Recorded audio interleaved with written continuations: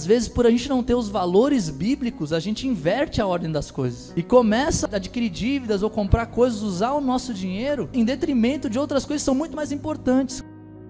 Não sei se vocês já viram esse jogo chamado Monopoly. Já ouviram falar desse jogo? É um jogo também conhecido como banco imobiliário. Qual que é o objetivo dele? É acumular posses. Quanto mais posses você tiver no jogo, você ganha. Basicamente é isso. E aí tem um experimento feito lá nos Estados Unidos. Um professor, ele queria entender como que as posses mudavam as pessoas. E aí ele chamou grupos de pessoas, né, e falou: olha, esse jogo vai ser roubado. Esse jogo vai ser manipulado. Alguns de vocês vão ser privilegiados porque vocês vão ganhar cartas e coisas que vai privilegiar vocês no jogo, mas a gente quer fazer um estudo, vocês topam? O pessoal falou: bora, vamos lá. E aí começaram a jogar. Ao longo do jogo, como era manipulado e roubado, algumas pessoas começaram a se sobressair sobre outras, e esse cara queria entender qual que era o comportamento das pessoas no jogo. E ele foi percebendo que aos poucos as pessoas foram se tornando menos sensíveis, um pouco mais rudes, um pouco mais autoritárias. Quando o jogo acabou, ele começou a ver que as pessoas estavam se vangloriando: você viu aquela casa que eu comprei? Você viu quanto dinheiro que eu acumulei? Não sei o que. Mesmo sabendo que foi roubado e que ele conseguiu não por merecimento próprio, mas porque o jogo estava manipulado. E aí tem um outro estudioso chamado, um psicólogo chamado Paul Piff, que ele traz também uma frase interessante que ele fala: temos descoberto que à medida que o nível de riqueza da pessoa aumenta, seu sentimento de compaixão e empatia diminui. Por outro lado, os sentimentos de direito de posse, merecimento e a ideologia de defesa dos direitos pessoais aumentam.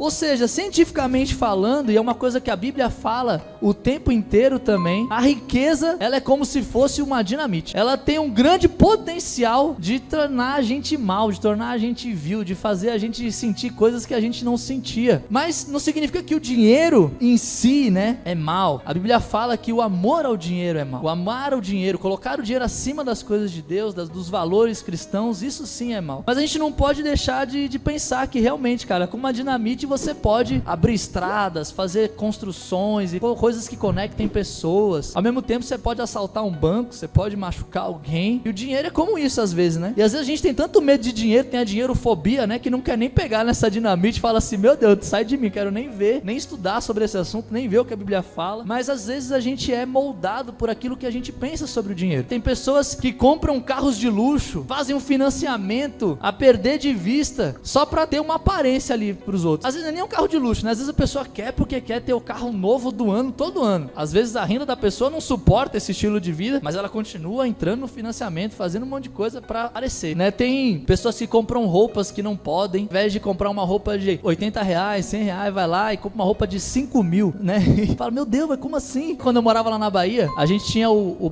Bahia, né? O Bahia e o Vitória, que são os dois times de lá de Salvador. E aí uma vez eu fui no jogo do Bahia. E quando você chega lá no jogo, você vê de tudo, né? A galera falando e tal, não sei o quê. E eu vi mais de uma pessoa falando: rapaz, eu deixei de comprar comida pro meu filho pra ver hoje o Bavi. E era um negócio assim muito louco. E os caras batiam no peito e falavam: olha, eu não levei alimento pra minha família pra ver um jogo de futebol. E eu olhava assim, eu falava: velho, eu entendo o amor ao esporte, mas eu acho que nesse ponto tem algo errado aqui. Não é muito cristão isso. Fiquei imaginando a mulher doente em casa e o cara não comprando remédio pra esposa pra ir ver o Bahia jogar, né? E é uma coisa doida. Tem gente que ao invés de comprar uma televisão simples, né, compra aquela televisão 4K 90 polegadas que pega de parede a parede com óculos 3D e tudo. Quando você vê, o valor da televisão é o mesmo valor de pagar um curso de inglês pro filho o ano todo. Mas o cara quer aquela televisão, não sei o que, daquele tamanho. E a gente vai olhando esses exemplos, né? E às vezes a gente até se identifica com esses exemplos. Não é que é ruim comprar, nem nada disso, né? Essas coisas. E num jogo, não tô falando, não tô condenando isso, mas o que eu tô falando é que às vezes por a gente não ter os valores bíblicos, a gente inverte a ordem das coisas e começa a adquirir dívidas ou comprar coisas, usar o nosso dinheiro de modo em detrimento de outras coisas que são muito mais importantes, como a família, a saúde física, a saúde espiritual, maturidade espiritual, tantas coisas, né, que Deus nos fala que é importante, né? Como eu falei, o problema não tá no dinheiro especificamente, mas tá como a gente olha o dinheiro, o valor, o amor que a gente coloca naquele pedacinho de papel. Tem, né, Lucas 12, né, que a gente já leu semana passada, né, que fala: onde estiver o seu tesouro, ali também estará o seu coração. E em Provérbios 30 tem: mantém longe de mim a falsidade e a mentira, não me des nem pobreza